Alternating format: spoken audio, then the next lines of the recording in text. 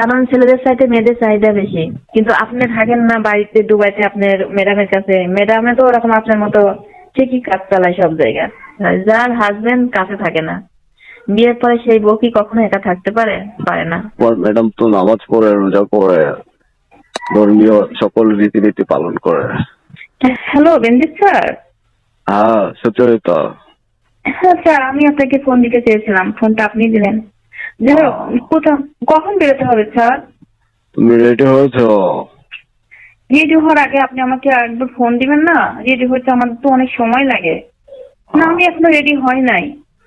কত ঠিক আছে, সময় লাগবে আপনার বের হতে? ঘন্টাখানিকের মধ্যে বের হবো, তুমি রেডি হয়ে যাও। ওকে, 1 ঘন্টা লাগবে। স্যার, কোথায় যেতে হবে স্যার? কোন রুটে যাবেন? এই তো আগে যাবো। কেন, তোমাকে নাম বলতে হবে? না, সেটা লং টাইম না শর্ট টাইম, অনেক দূরে কিনা সেটা জানতে চাচ্ছিলাম স্যার। মা, তোমাকে নাম বলতে হবে না, কখনো তো নাম জিজ্ঞাসা করো নাই। না, কখনো করি না। হচ্ছে লং টাইম না শর্ট টাইম, সেই কারণে। ঘন্টা 3 দিন থাকবো। কেন স্যার 3 দিন না, আমি একদিনের জন্য যেতে পারবো স্যার। কেন, একদিনের জন্য কেন? স্যার, আপনি কালকে কাকে নিয়ে গিয়েছিলেন? কালকে তো কাউকে নিয়ে যাইনি। কয়েকদিন যাবত কাউকে নিয়ে যান না, শুধু কালকে মিস করছেন? না না, তো 10-12 দিন যাবত কারোর সাথে মিট করি না। তাই? আপনি তাহলে তো অনেক ক্ষুধা আপনার পেটে। এত খাবার আমি আপনাকে দিতে পারবো স্যার? কেন, পারবে না তুমি? আপনি যে একজন পুরুষ, আমি তো আপনার কাছে সাথে পারি না স্যার। কারণ আপনার খাওয়ার চাহিদা অনেক বেশি, আমি পারি না। কিভাবে বুঝলা যে বেনজিৎ স্যারের খাবার চাহিদা অনেক বেশি? আমি জানি তো, কিভাবে বুঝলাম? আপনি তো আমাকে নিয়ে অনেক রেস্ট উঠে গিয়েছেন। তাই? হুম। শুনে ভালো লাগলো। তাই নাকি? কারণ আপনি পাক্কা খেলার, পাক্কা খেলোয়াড়, বুঝছেন? প্লেয়ারটা অনেক সুন্দর। হুম, তাহলে রেডি হয়ে যাও। হ্যাঁ, কিন্তু আমি 1-2 দিনের বেশি পারবো না স্যার। আচ্ছা, 3 দিন থাকতে চাইছিলাম, ওই জায়গায় 2 দিন থাকবো, বুঝেছ? আমি তো চাচ্ছিলাম একদিন হলে ভালো হয়। আপনার কাছে গেলে পরে সারাটা রাত আপনি একটা সেকেন্ডের জন্য ঘুমাইতে দেন না, রেস্ট দেন না। ক্রিকেট খেলা, ফুটবল খেলা, হকি খেলা, সব রকমের খেলা শুরু করে দেন। কেন, খেলা কি তোমার ভালো লাগলো না? সব খেলায় ভালো লাগে। খেলার যে শটটা দেন ওটা তো নেওয়া যায় না। হুম, না, তোমার পেমেন্ট তো ঠিকই দেয়। পেমেন্ট দেন, কিন্তু আমি তো দুর্বল হয়ে যাই। হুম, আমাকে একটু আর কি রিল্যাক্স দিলে ভালো হয়। আচ্ছা যাও, 2 দিন থাকবো, যাও। 2 দিন। হ্যাঁ। তারপরে আপনি তো অনেক বড় মনের মানুষ, আপনি বেনজিৎ স্যার নামে সবাই চেনে। কিন্তু আসলে আপনি যতটুকু দেওয়ার কথা ততটুকু তো দিন না। কেন, পেমেন্ট কি তুমি যতটুকু পাও ততটুকু যথেষ্ট না? না, আসল কথা কি, ওটা তো মনে করেন খেলাধুলা হয় তাই। কিন্তু আসলে অ্যাকচুয়ালি কি আপনার স্ত্রী তো এখানে ঢাকাতে থাকে না, বাংলাদেশে থাকে না, না? না না, দুবাই আছে। ও, তাহলে আপনার স্ত্রী দুবাই থাকে, আপনি আমার সঙ্গে যতটা রেস্টুরেন্টে যান, মিট করেন। আপনার ওয়াইফের সাথে তো আমি বেশি কিছু করি আপনার সাথে। হ্যাঁ, তা তো ঠিকই ঠিকই বলছো। তারপরে আপনি আমাকে ছাড়াও অনেক পাখিদের ধরে নিয়ে যান, অনেকভাবে তাদের সঙ্গে খেলাধুলা করেন। তোমার সাথে বেশি যাওয়া হয়। হ্যাঁ, তাহলে আমার সঙ্গে যেহেতু বেশি হয়, তো বেশির তুলনায় তো আমি আপনার কাছে কিছুই পাই না স্যার। তোমাকে যে পেমেন্ট করা হয় সেটা কি যথেষ্ট না তোমার? হ্যাঁ, আপনি আমাকে যে পেমেন্টটা দেন ওটা আছে, আমি অনেক খুশি, অনেক সন্তুষ্ট। কিন্তু অ্যাকচুয়ালি কি, আপনি তো শেখ হাসিনার অনেক কাছের মানুষ। অর্থ সম্পদ সবকিছু আপনার হাত দিয়েই ডানি বামে যায়, তাই না স্যার? হ্যাঁ, তা তো ঠিকই।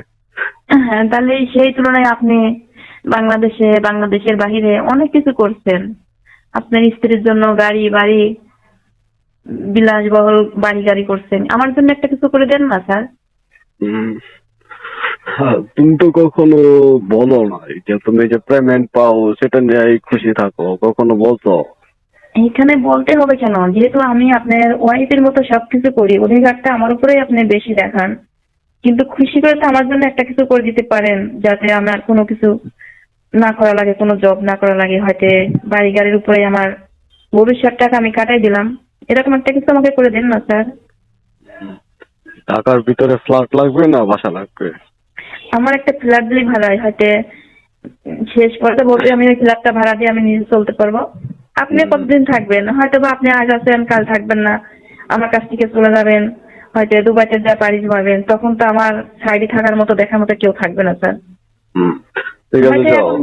এখন হ্যাঁ তুমি স্যার, কথাটা বলেছো ওটা আমি ভেবে দেখবো। কারণ আমি যতটা আপনার চাহিদা মিটাই, কারণ খুশি করে তো আপনি আমাকে একটা ফ্ল্যাট দিতে পারেন। কথা ঠিক বলেছো। যাও তো, ঠিক আছে, তুমি পেয়ে যাওয়া। তাই সত্য বলুন স্যার। হ্যাঁ, বেঞ্জির হ্যাঁ, যা বলে কখনো মিথ্যা বলে না, বুঝেছো? হ্যাঁ, আপনার কথাটা শুনে আমি অনেক খুশি হলাম, কারণ আপনার জন্য আমি যা কিছু করছি, যদি আপনি আরো কিছু বলেন আমাকে, তবু আমি করতে রাজি। আমার তাই? স্যার পাশে, হ্যাঁ আমার স্যার যদি পাশে থাকে, আমার জন্য এত কিছু করতে পারে, আমি কেন করতে পারবো না স্যারের জন্য? তোমাকে বললাম যে রিসোর্টে চলো, 3 দিন থেকে আসি, তুমি বাহানা করতেছো, বলতেছো একদিন থাকবা। স্যার আজকে 2 দিনের জন্য যাই, নেক্সট টাইমে লং টাইমে আমরা যাবো অনেক দূরে কোথাও, তখন রেস্টুরেন্টে যাবো তখন। ঠিক আছে, ঠিক আছে, ঠিক আছে, স্যার 2 দিন গেলে থাকলে স্যার হবে। আমি আপনার প্রশংসা না করে পারি না, ঠিক আছে? হুম। আপনি যে খেলোয়াড়, আপনার সঙ্গে তো আমি পারি না, ঠিক আছে?